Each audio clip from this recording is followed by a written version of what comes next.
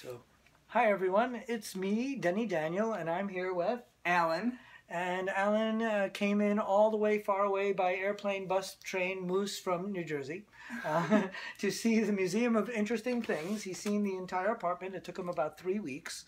And now finally, after a cookie break, he's going to open up a new acquisition. Here is 3 boxes that I have for him that I'm going to mix up like a 42nd Street shell game, which I'm born and raised and remember 42nd Street shell game.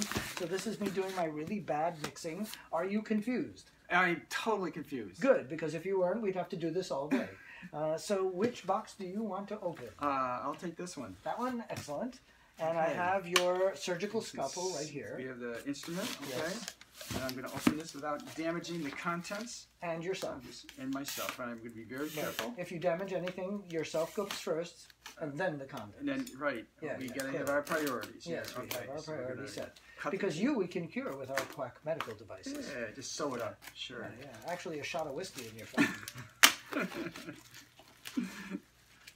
And they really packed that one well. They did indeed. Yeah, there's tape all over this thing. Yeah. Oh. Do you hear the Mission Impossible theme in the background now? Oh, yeah. I'm gonna get sued for thought crime. I know. Copyrights.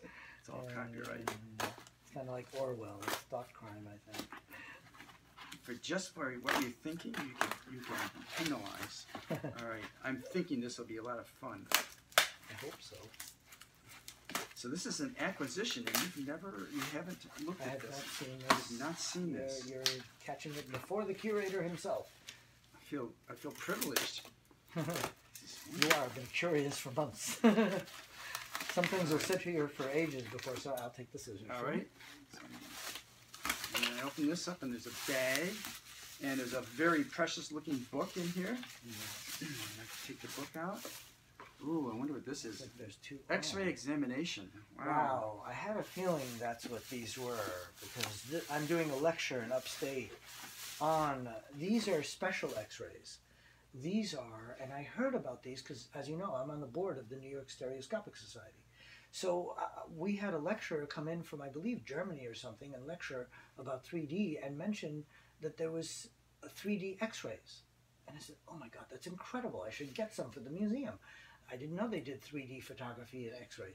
So I managed to catch 3 of these books that are original. Oh my God, the x-ray. This is the eliminatory, whatever, the examination. And you will be the first to see. Wow. Like a stereoscopic. Wow. So Stereoscopic. And These are very precious looking. let's show the audience a good one. Yeah. Hold on, let's find one that's really...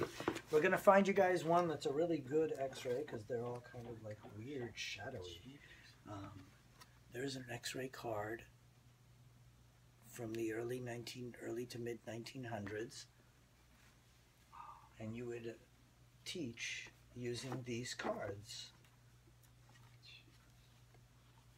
So, could we put this in your viewer and see it? I mean, is that possible? These you might be able to put into that viewer, although they look like they're a different size than the 1800s Keystone viewers and Underwood viewers. You might be able to do a little bit of a cheat, but it may not work too well. It probably took a special viewer to make these happen. Yeah. Were there only 2 books? Yes. Oh, there should have been 3. I think she may have... Oh, no, there's 3. Oh. So this was the really big, nice one. And then there were these 2 were the first I bought. And then I bought those later. Oh, this is great and so easy to use. This, you just flip it like that. How cool. Wow. This is going to be the star of my lecture when I go upstate. I'm working with the Radiology Society and doing a lecture for them. So I'm really looking forward to showing them these. Oh, there's the stereo ones, and this is much clearer and nicer. Wow, that's a nice one.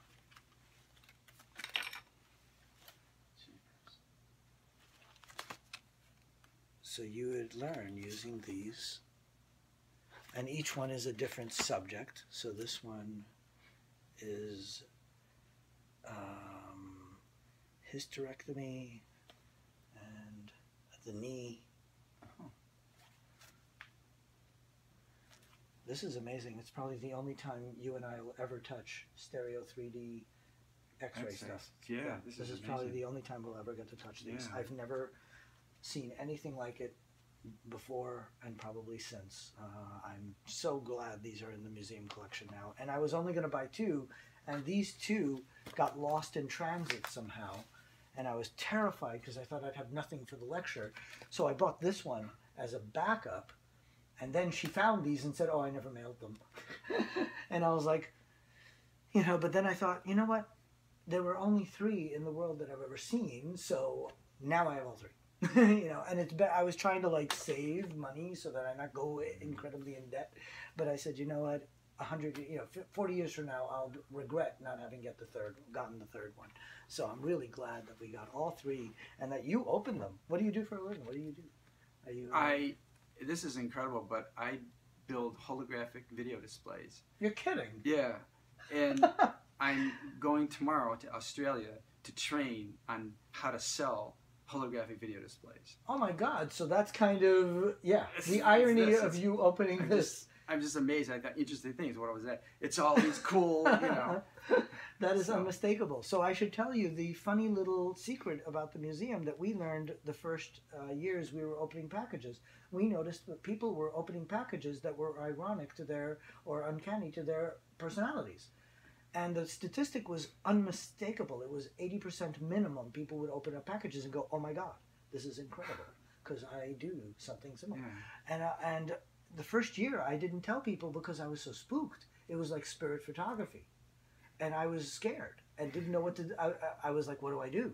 And after a year of it, people were doing what you did, which is go, yeah, I can't believe it, you know? And I said, I'm supposed to tell people the package is picking the person more than the person is picking the package. And I was like, how bizarre. So we started telling people, and people in our speakeasies in the audience that have seen, that are regulars, start to giggle whenever someone goes, oh my God, my father used to do this. They go, here we go again. It's another one.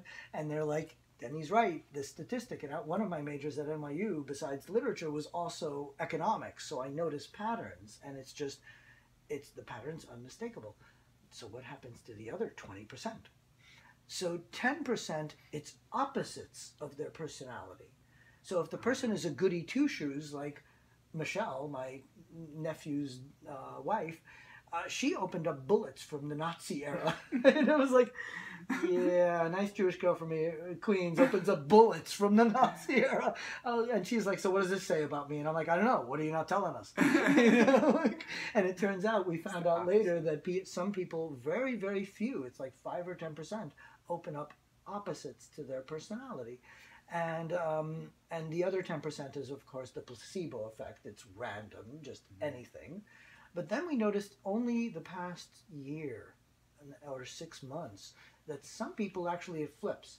So there'll be 2 people in the room. One is a toy collector, let's say. One is a photographer. The photographer will open the toy, and the toy collector will open the picture. Wow. And it's like, and it's kind of like trading places, you know, like that movie where they trade personalities, you know, and we've noticed that statistic too, where someone, and sometimes it'll be, I wanted to open that one, but they did, you know, sometimes that'll happen, or it'll just flip, and I have no clue how it happens or why, but we have noticed lately that a few people have started doing that one too, so I'm thinking it's 5%. For the opposites or trading places people. And it's about 10% of it's a random item. But it's at least 80% of, like you work on holograms. And we should talk, because you should come to our meetings for the Stereo Society. Because they'd be we have a lot of the hologram people. And I'll show you my special, there's a looking glass company that has this cool 3D that's using slits. I've seen that one. Yeah, those are my friends. Sean is a friend of mine. Okay. Yeah, he's one of the CEOs. Small world. Yeah. So we probably know a lot of the same people. The irony is unmistakable again. Yeah. So we'll say goodbye to you guys, and you got to get a really special show this time.